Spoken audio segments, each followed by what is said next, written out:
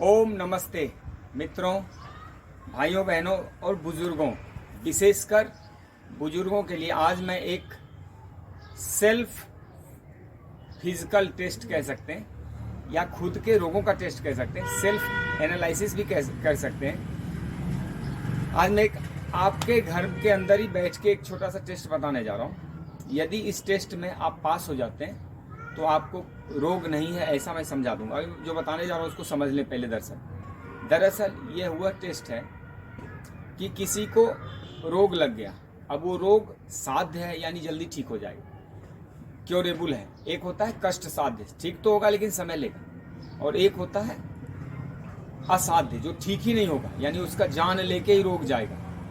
Cancer जैसे, या कोई इम्यून में गड़बड़ी हो गई, या लकवा लग गया, ऐसे बड़े रोग, या बड़े डायबिटीज़ हो गए, या कहीं ऐसा टीबी हो गया कहीं जगह पे, तो इस ढंग के रोग भी बता देगा आपको। उसके लिए करना क्या है मैं आपको समझाता हूँ। सबसे पहले ये समझें कि प्रकृति का यही विज्ञान है। यह प्रकृति सब बताती है, आपको इसकी भाषा समझ में आनी चाहिए। ईश्वर ने प्रकृति के माध्यम से इस संसार को सुख, शांति, सुविधा, सब कुछ दे रखा है। संपत्ति, प्रकृति सबसे बड़ी संपत्ति है। प्रकृति सबसे बड़ी पोषक भी है। प्रकृति सबसे बड़ी न्यायालय भी है, ये दंड भी देती है।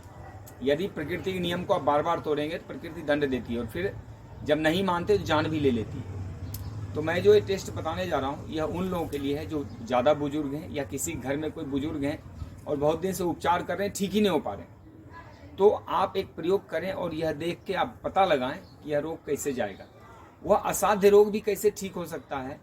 वह 70% तक ठीक होता है। कोई रोग जैसे बड़ा रोग हो गया और उम्र भी ज़्यादा है, कैंसर हो गया या पैरालिसिस हो गया, उसका अलग मैं साइंस बताऊंगा। लेकिन वह भी ठीक होता है। उसका कैसे ठीक होगा वो अलग व्यवस्था है। फिलहाल तो ये जाने कि किसी व्यक्ति को यदि असाध्य रोग लग जाता है, या साध्य रोग बहुत दिन, 2 साल 4 साल 10 साल आपने इलाज कराया, ठीक नहीं हुआ, चाहे बीपी हो, शुगर हो, मोटापा, आर्थराइटिस हो, थायराइड हो, कुछ भी हो, तो ये देखिए ये गिलास है। इस गिलास में ऐसा एक गिलास ले लिए, सुबह का पहला पेशाब लें।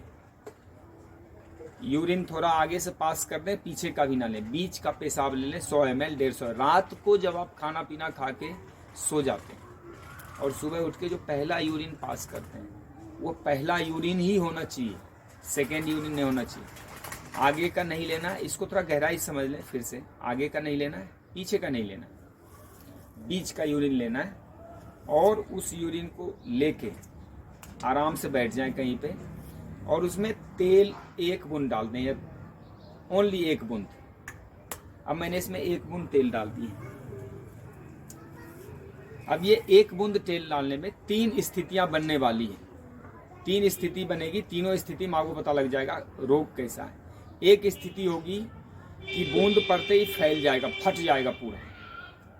जैसे बूंद फट जाता है इसका मतलब रोग साध्य है, जल्दी ठीक हो जाए। एक स्थिति बनेगी कि बूंद वैसे का वैसे रहेगा और तैरती रहेगी, इसका मतलब रोग कष्ट साध्य है और लेट से ठीक होगा, समय लेगा।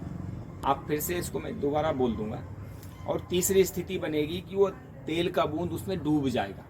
जो डूब जाएगा है इसका मतलब वो आदमी डूब जाएगा, वहाँ असाध्य रोग है, बहुत कठिन रोग है। वह कठिन रोग कैसे ठीक हो जाता है और उसमें 100 में 70% रिजल्ट आते हैं, उसकी बात मैं फिर एक अलग वीडियो के माध्यम से करूँगा। तो 3 स्थितियाँ आपने देख ली, मैं इसको दोहरा देता हूँ ताकि आपके दिमाग में अच्छे से बैठ जाए। पहला पेशाब लेना है सुबह का। रात को सोने के बाद बेशक वो पेशाब 3 बजे आ जाए, 4 बजे आ जाए, 2 बजे आ जाए, वही पेशाब होना चाहिए। 1 बूंद सरसों का तेल डालना है, या नारियल का तेल, तिल का तेल, कोई भी तेल डाल दें। 3 स्थितियां बनेगी। या तो तेल फट जाएगा, फैल जाएगा, या तो तेल तैरता रहेगा वैसे बूंद बन के, या तो फिर तेल डूब जाएगा।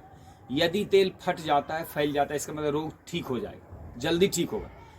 यदि तेल वैसे तैरता रहता है बूंद बन के ही, फैलता फटता नहीं है, तो रोग ठीक तो होगा लेकिन समय लेगा। और यदि डूब जाता है तो रोग असाध्य है, ठीक नहीं होगा। आप समय, पैसा और स्वास्थ्य की बर्बादी कर रहे हैं।